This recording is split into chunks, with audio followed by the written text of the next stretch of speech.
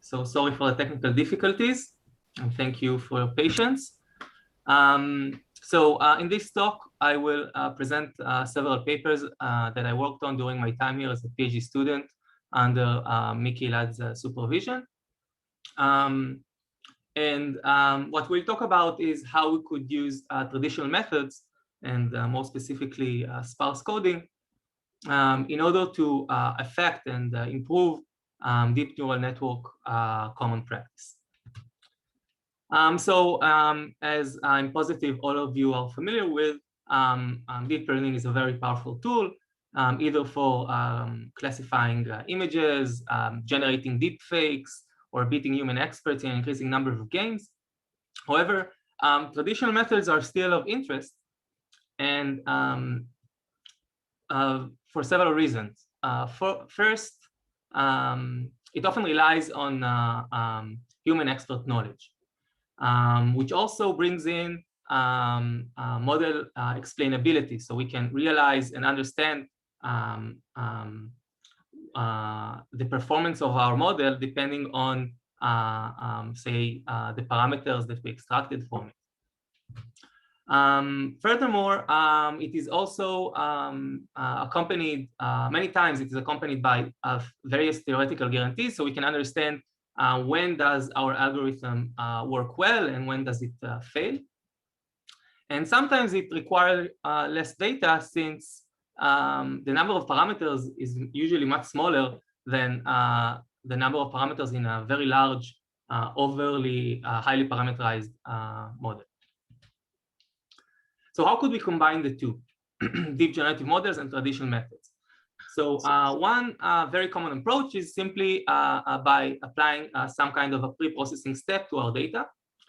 For example, for sound waveforms, it is quite common to pre-process the data and first compute the MEL spectrogram of an incoming sound wave. Another approach is by introducing inductive biases to the model, which could be either by regularizing the loss, either the weights or the hidden layers or the output of the model, or by more explicitly even design the model's architecture. So this could be, for example, by enforcing data invariances in the model, introducing human expert knowledge, for example, multi-scale processing for natural images. Another very interesting approach is to unroll an iterative optimization algorithm into a sequence of recurrent blocks, instead of simply coming up with an arbitrary architecture. Or one could actually mimic a physical-based model. For example, a very popular approach for 3D rendering these days is NeRF, which basically, let's say, mimics the rate reversal algorithm. Another very popular way of combining the two is actually take a traditional-based optimization-based algorithm and simply plug in a neural network as a prior into it. For example, when using the plug-and-play method or RED. So before digging into a couple of papers, let me just give you a wide view on my works. When I just arrived as an MSc student to Miki's group, I started working on an MMC approximation for the sparse prior. Here, what we did is provided an approximation for the MMC estimator, which is intractable to compute. And so the approximation, as we proved, also converges to the actual MMC estimator asymptotically. Then we moved on to the convolutional sparse coding model, which was shown to be very closely related with convolutional neural networks. And what we did here is we leveraged the insights from our first work in order to come up with an architecture that basically unrolls a sparse coding algorithm for the convolutional sparse coding model. And its results on image denoising was on par with other leading methods at the time. However, our model only had about 60,000 parameters, whereas other leading approaches had 500,000 or even closer to 1 million. Then Gabriel Peyre visited the Technion and gave a very inspiring talk on optimal transport and Wasserstein-Baryt centers. And as I was inspired by this talk, we took the problem of image morphing, as we will soon see, and his approach using Wasserstein-Baryt centers, and improved it by plugging in a deep neural network as a prior to this method. And while working on this problem, we actually realized a very interesting problem that involves inverting deep generative models, which could be used to solve a variety of inverse problems. And what we did here is as I will dig in soon, we provided various theoretical guarantees on the possibility for inverting such models, and also provided some interesting algorithms to do so. Okay, so now let's start diving into these couple of papers, which are the last papers I've been working on, starting with the Baryt centers for natural images, which is a joint work with Aviad. Okay, so let me first describe the application. By the way, if anyone has any question, you can stop me at any time. Here we study the application of image morphing when we wish to somehow morph one image to the other.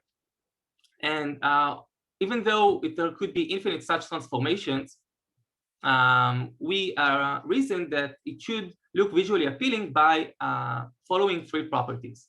First, it should obtain naturally looking images. Second, we wish to produce a steady-paced animation.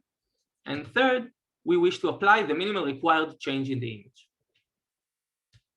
Okay, so perhaps the most naive solution for this problem is simply linearly interpolating the 2 images in the pixel space. And the good thing here is that it is very easy to compute, and indeed it is somewhat of a smooth transition with a steady-paced animation. However, it also creates a very unpleasant double exposure effect, especially when the 2 images differ, are very unsimilar to each other. For example, as we saw the sports shoe and the boot in the previous slide. Another popular method for solving this problem is by using a trained neural network. For example, we take a generative model, a deep generative model that was trained, for example, adversarially. What happens here is that this network is trained to receive a low dimensional latent vector as an input and produce a high dimensional output, for example, an image in the pixel space. This is trained, of course, according to some given data set, which this model basically tries to sample from. And so how could we use this model to perform this interpolation? So it involves 2 steps. First, we need to somehow invert this model, which is not a trivial task, as we will see later in this talk. But say we somehow solved it. We need to find a latent vector. Inverting the model, what that means is finding a latent vector that, when plugged into the generator, will give us an image that is similar or identical to the given input images.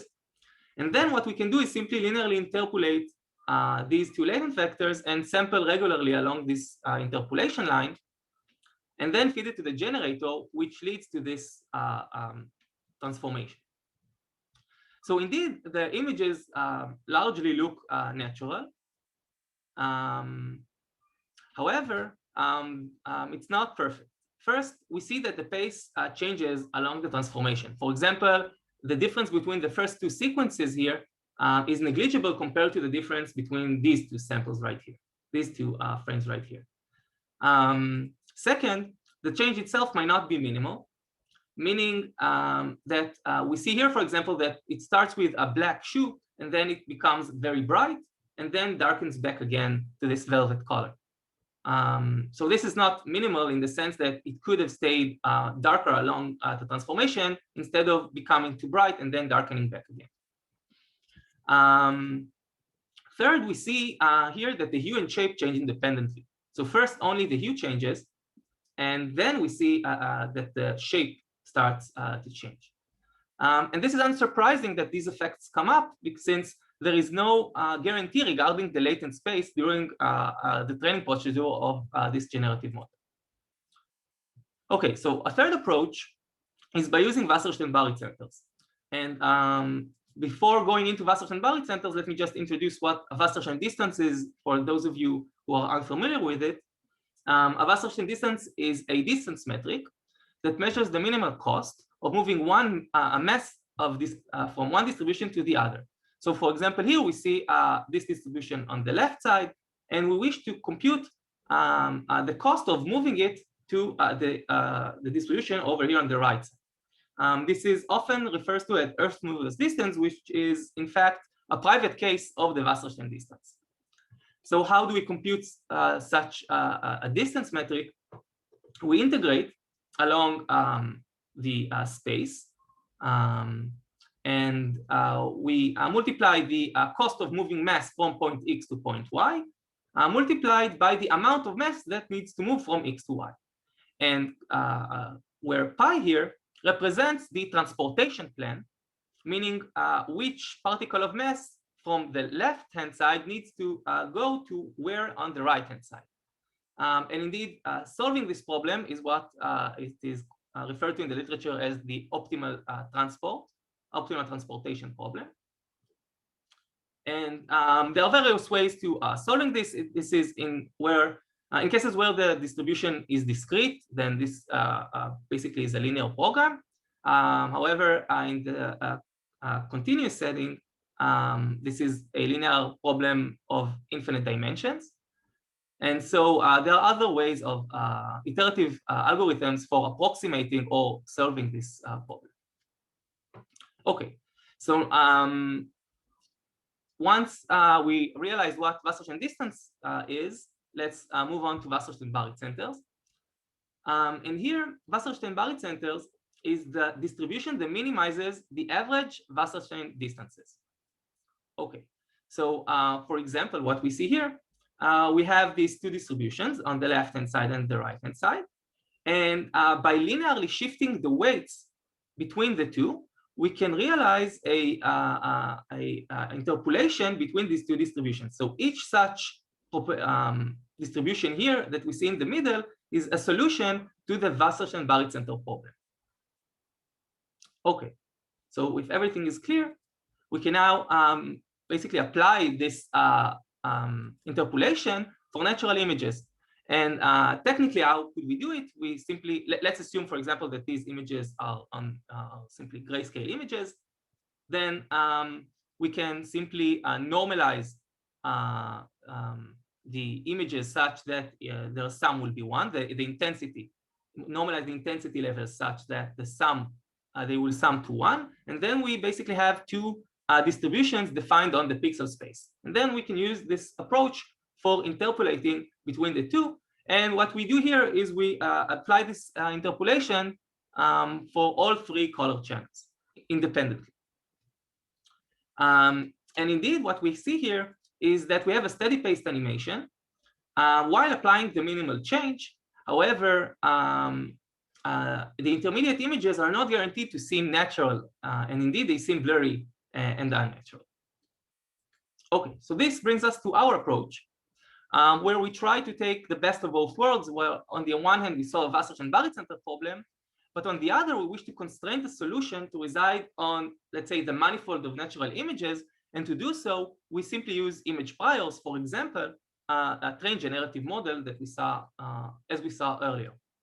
So this is the problem we are set to solve, where we see here on the top of the Wasserstein-Barrett center problem. And here, this is our constraint.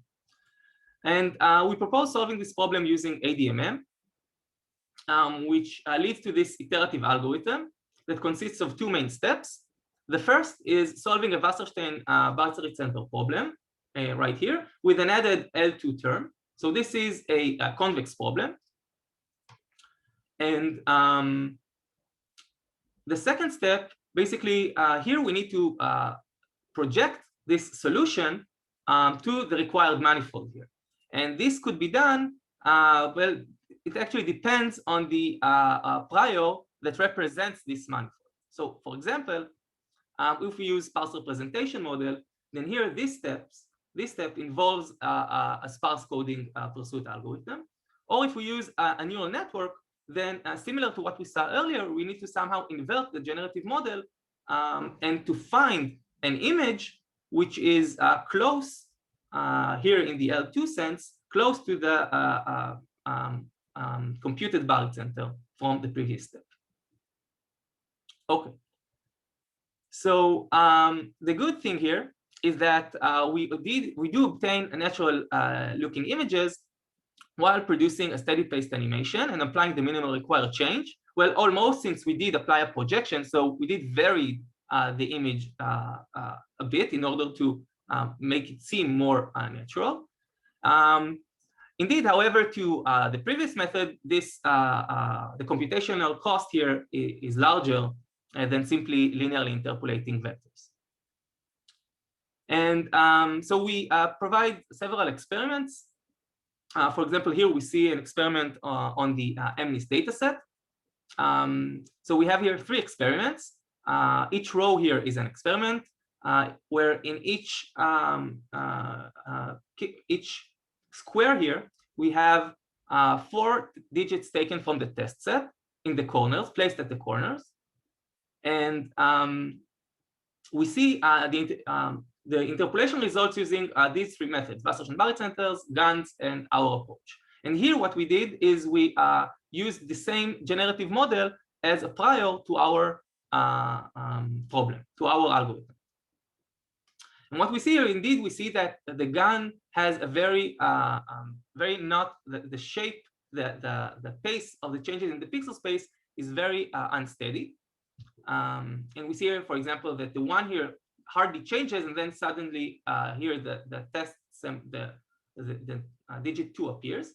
Wherever in our setting we see a smooth interpolation. And of course, the Wasserstein Barrett center has no guarantee for to appear to seem like a natural image.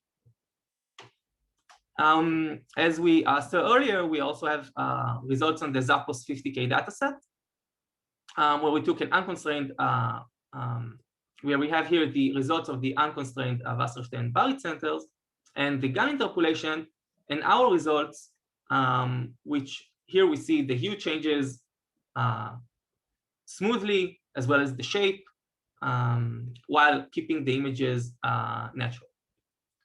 So I did ignore one problem here, which is how could we apply this projection? How could we invert this model? And before answering this problem, let's even try to consider a much simpler problem. Let's say that we are given a signal that was actually generated by the model itself. Could we somehow find or recover the latent vector that generated it? This is the question. This is this is a more simpler question to the previous question, where we actually had to somehow find the projection itself. It is similar, but here we know the exact answer. We know we have the exact latent vector in our hand in order to compare our results. So basically what we wish to try and solve is that given this image here that was generated by the model, we wish to recover the exact same latent vector. And I'll give you just a tiny bit more motivation to why this problem is interesting. Since basically, if we solve this problem, we can plug deep generative models in a very large number of inverse problems. For example, say we are given this blurry image, this facial image. If we could somehow find a latent vector that when plugged into the generative model and then applying a blurring kernel, a fitting blurring kernel, leads to an image that resembles the input corrupted image, then we could say that we found a candidate for the original uncorrupted image. And just a small note on how one could do it. Let's say the most common approach for solving this problem today. Note that I can simply start with initialize a random latent vector here, and then plug it into the generative model. I have some random image right here, blur it, and then define some loss between these two images. And then I can simply use gradient descent in order to optimize my loss function by varying the input latent vector. However, this problem is highly non-convex, and so it is not clear whether it works or when it works. And so this is the problem we are set to solve. Okay, so this leads me to my latest work on when and how could we indeed invert such models, which is a joint work with Aviad and Miki. Okay, so just previous work showed that indeed this inversion is NP hard in the general setting. For now I'm talking about specifically ReLU activated models, which is I guess the most common models today. And it was also shown that if the weights of the model are random and the layers expand sufficiently, then no spurious stationary points exist. So what that means is that if we apply gradient descent, indeed it will converge to the neighborhood of the optimal solution. However, note that we require the weights to be random and the layers to increase between each consecutive layers. Okay. So let me just formalize the problem statement. We consider the following generative model, which starts with a dense, usually Gaussian IID latent vector, which is being fed to the model, the generative model. And each layer consists of a linear unit followed by a ReLU activation function, where the last activation function could be any Lifshitz monotonic function. This basically covers, again, the typical cases, for example, sigmoid or tanh or leaky ReLU, etc. And what we ask ourselves is, let's assume that we are given a signal X that was indeed generated by the model. We need to somehow recover the latent vector Z that generated it. And what we are going to rely on in our work is that the ReLUs in the hidden layers basically promote sparse representations.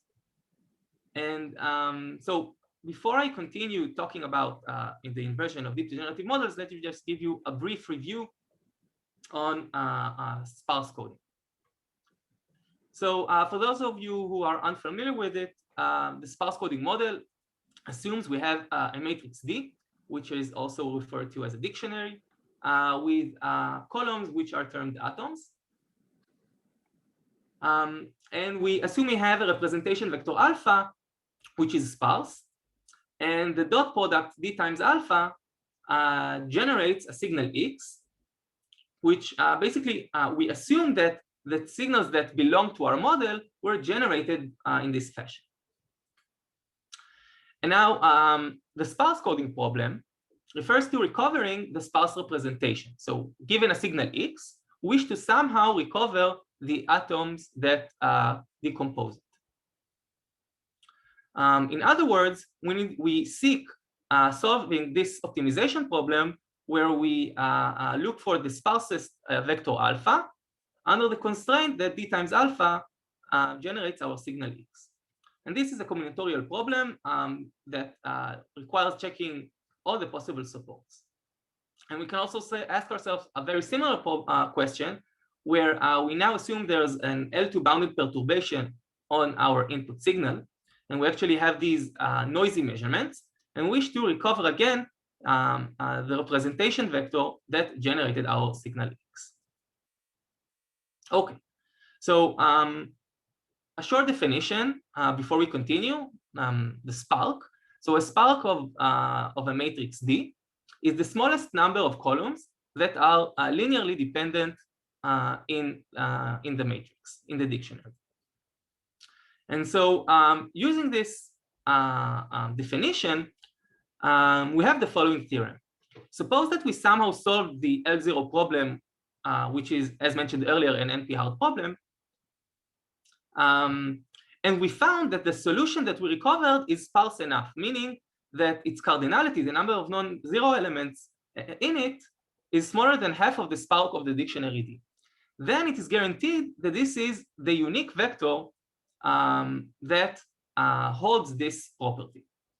In other words, if we assume that indeed that the sparse vector that generated X was indeed sparse, then if we found, if we somehow solved this problem and checked its cardinality to be smaller than this threshold, then indeed we can say that we found the exact solution. However, solving this problem is not trivial. And so we often look for approximations to this sparse coding problem. And one way of approximating the sparse code is by applying relaxation methods where we replace the L0 norm with an L1 norm, which leads to a convex optimization, which is much easier to handle. And interestingly, we can show that in some cases, this not only approximates the sparse code, but actually computes it exactly. So last definition for this part of the talk, the mutual coherence of a dictionary D is the largest absolute value of the normalized cross correlation of all the atoms. What does that mean? Say we have our dictionary D. We can compute this gram matrix here, D transpose D. And all the elements here are simply 1, since we assumed that the columns here are normalized. And now we seek for the largest absolute value in all of the non-diagonal elements. And this is a property of the dictionary, as I will now show you. We could use it to formulate theoretical guarantees for this model. Okay, so say we are giving a noisy signal where the perturbation here is assumed to be L2 bounded, and assume that alpha, the representation vector, is sufficiently sparse. And here we assume we define the sparsity based on the coherence of the dictionary D. So if this holds, then solving this convex problem, the basis pursuit problem, which here we replace the L0 norm with the L1 norm, guarantees to lead to a stable result, meaning that the estimation error is bounded. And furthermore, note that when in the noiseless setting, when epsilon goes to 0, we actually recover the exact sparse representation. Okay, so how does it all? How can we connect it to our previous problem of inverting deep generative models? So a quick spoiler: what we're going to do, we're basically going to solve a series of sparse coding problems, starting from the image and propagating backwards in the model until we recover our latent vector Z. So our main result involves uniqueness for this inversion problem. Okay, so assume we have an X that was generated by this model, and all the hidden layers satisfy the following properties.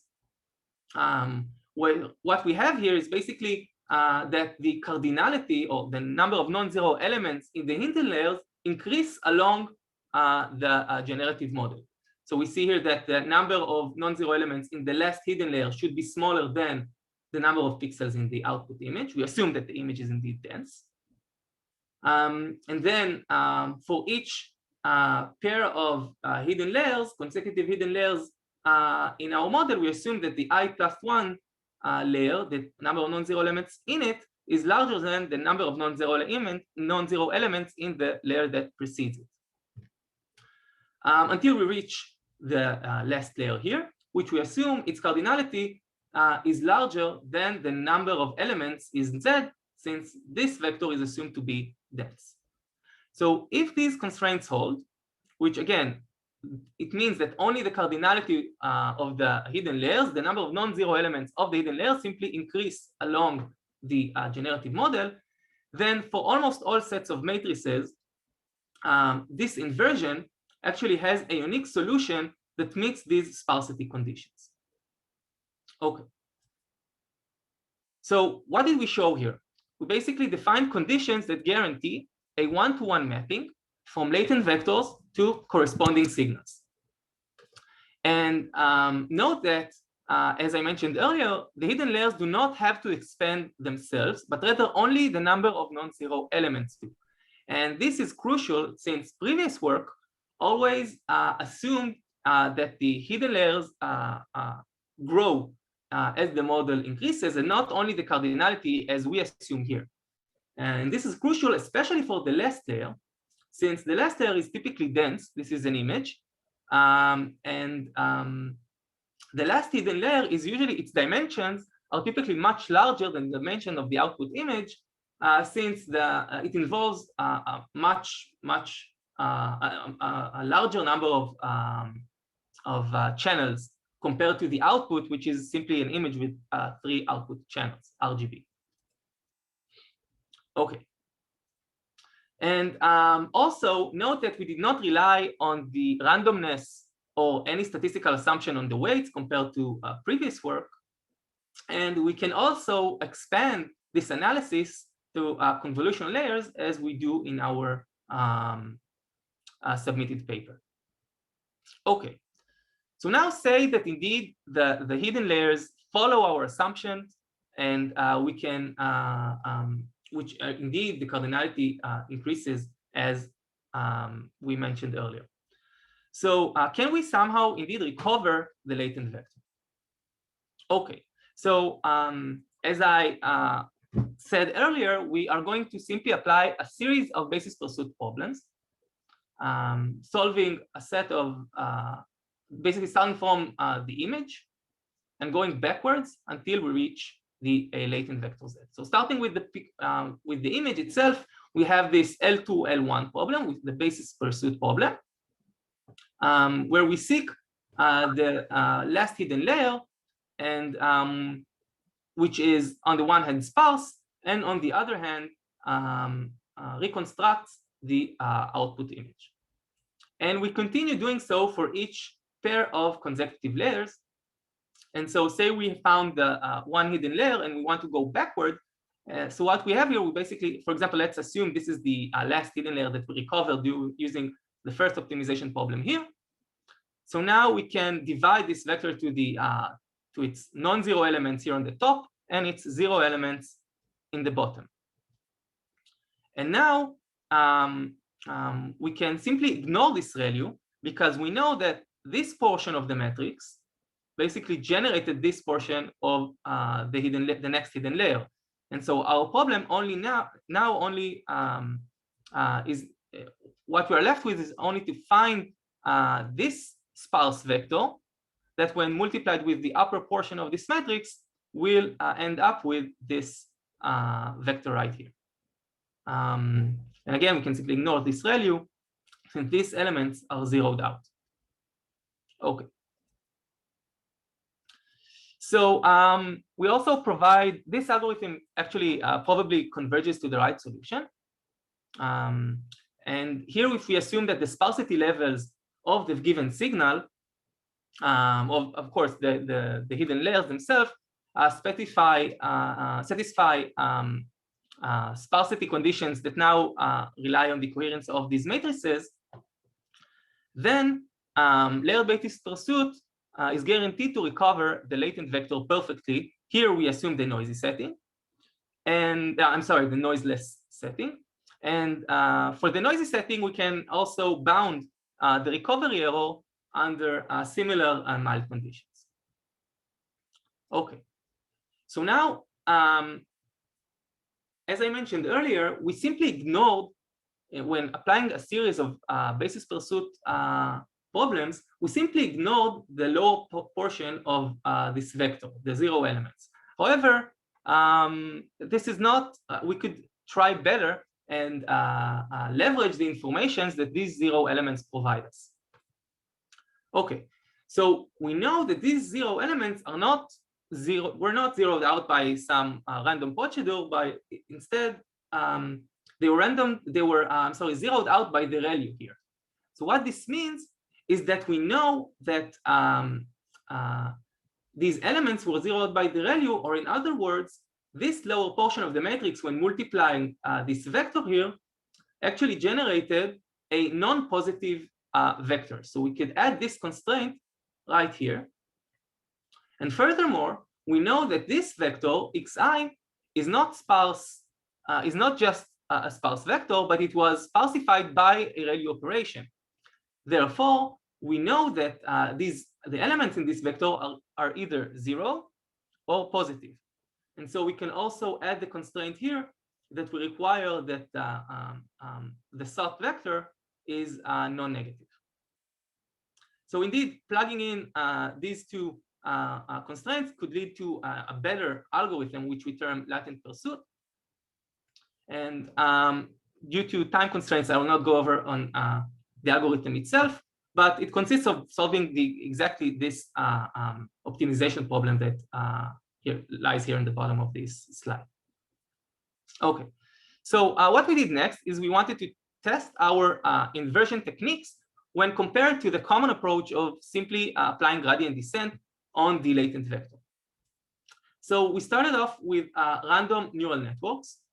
And what we did here is compose a two-layer network with random IID Gaussian weights. And we applied several settings. So first, we proposed two experiments, one containing a latent vector of size 100 here in the upper row. And here in the lower one, we have experimented with a latent vector of size 200. The output image, the output signal is fixed to be of size 625.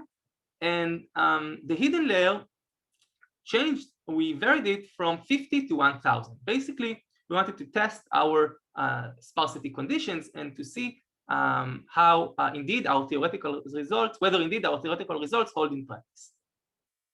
Okay, so what we have here in our experiment, we have 3 columns. So each column represents the reconstruction error of one of a specific layer. So here we have the reconstruction error of the image. Here we have the reconstruction of the hidden layer. And here we have the reconstruction of the latent vector. The x-axis represents the hidden layer size, varying from 50 to 1000. And the y-axis represents the reconstruction SNR. So higher is better. Okay. And here the dashed black line represents the condition, the theoretical condition for a successful inversion according to our theorem. Okay, so roughly speaking, we can see that these figures are divided to 3 segments. In the first segment, we see that all methods fail in reconstructing the latent vector. And this is unsurprising, since the middle layer is its dimensions are so small that inverting the,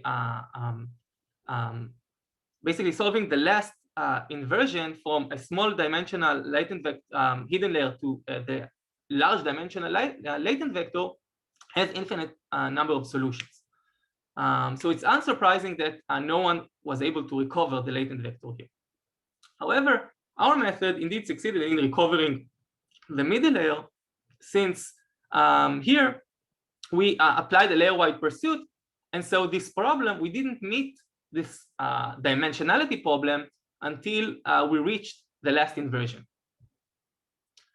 In the second segment, we see that here our theoretical conditions hold, and we see that all methods indeed succeed in inverting.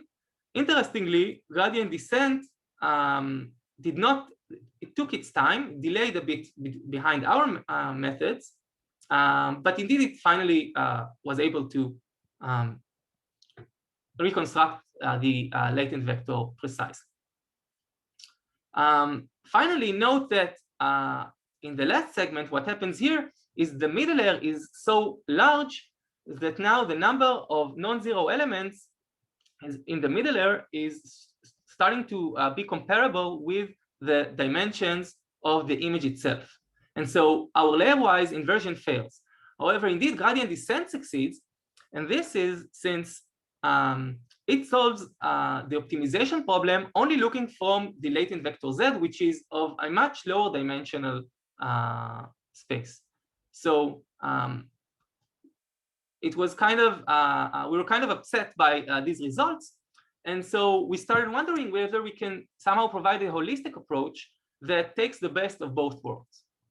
So we wish on the one hand, similar to latent pursuit, to invert the network in a layer-wise fashion.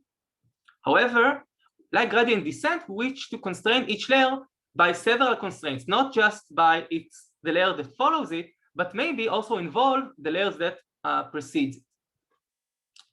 Okay, so what we came up with is a method where instead of projecting the constraints such as in the projected gradient descent approach, we work layer-wise, but here each layer looks at its two neighbors, both the layers that follows it and the layer that precedes it, and tries to basically converge together with two layers instead of just one. So this is the optimization problem we set to solve, where we have here the loss on the pixel space and the sparsity constraints for the hidden layers. And here we have the ReLU constraints that basically which are defined by the network, that each hidden layer should be equals to the, let's say, pushing the previous layer forward with the linear unit and the ReLU activation. Okay, so we solved this problem using ADMM, which leads to an algorithm that consists of the following steps. First, we invert the last layer. And we mentioned earlier, we have here the L1 constraint for the hidden layer, the L2 norm loss for the pixel space, and the L2 norm loss for the layer that preceded it. And similarly, we invert the middle layers in the same way, where we have an L1 term here for the sparsity of the layers, and two L2 terms, one for the layer that follows it, and one for the layer that precedes it. And also invert the first layer, and we repeat this process until it converges. And comparing this now in green, we see that indeed it takes the best of, it offers a very good middle ground between gradient descent and the other pursuit algorithms that we offered earlier. Okay, so now one last thing. As I briefly mentioned, we also expanded our theory to the convolutional setting. And so what we did is we trained a DCGAN on the CelebA dataset. And we performed two experiments. One contains a realizable signal reconstruction, where here we generated random signals and then basically applied compressive sensing. So we compressed them using a random Gaussian sensing matrix, and then tried to reconstruct them, basically solve the compressed sensing problem using the trained model. And we defined success whenever the reconstructed image is higher, its SNR is higher than 50 dB. And we performed a similar experiment where we took non-realizable signals taken from the test set, and again compressed them and measured the reconstruction MSE. And we tested both the holistic pursuit and the gradient descent approach. And we saw, and here what we have on the x-axis is the compression ratio. And on the y-axis, we have the success rate, which basically, I remind you, if the reconstruction of the image was higher than 50 dB, then we counted a success. And here we see the MSE for reconstruction of non-realizable signals. And in both cases, we see that our approach outperformed gradient descent. Here we have some test samples where these are the clean input images. This is a setting for realizable signals. These images were generated by our model, and we took 5% compression rate. Well, actually, it's not 5% compression rate. We took only 5% sample, so it's 95% compression rate, I guess. So here we have gradient descent and our holistic method, and highlighted in red are unsuccessful reconstructions. And here we see some cases where gradient descent really failed. We're not even close. Here we see small variations in the image. And here we see cases where both techniques failed, both our method and gradient descent. However, our result seems somewhat more similar to the input image. So if there aren't any questions, thank you very much for coming. Sorry again for the technical difficulties. And yeah, that's it. Any questions?